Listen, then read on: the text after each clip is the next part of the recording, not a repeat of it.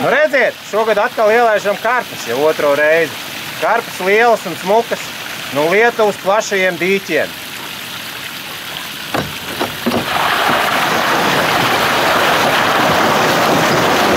Un tā tas izskatos, ka karpus laid iekšā.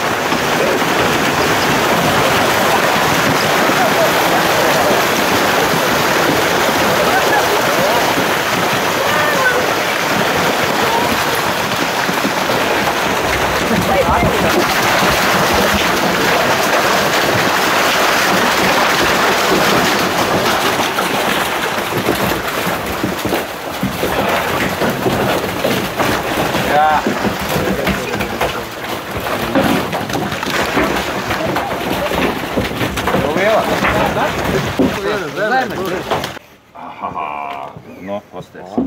Skaisti. Jā. Un cik tāds sver? Nu, šitā ir kaut kāds 2,700 varētu būt. Un daudz tādas iegāja? Nu, gandrīz tonu atkal iegāja. Būs ko ķert. Cik labi ir būt! Īstenībā zivju ielaišana sagādā milzīgu baudu. Kāpēc? Tāpēc, kad es zinu, ka makšķernieki gūs baudu no tā, ka viņi viņus ķers. Un tas man sagādā atkal baigi lielo baudu.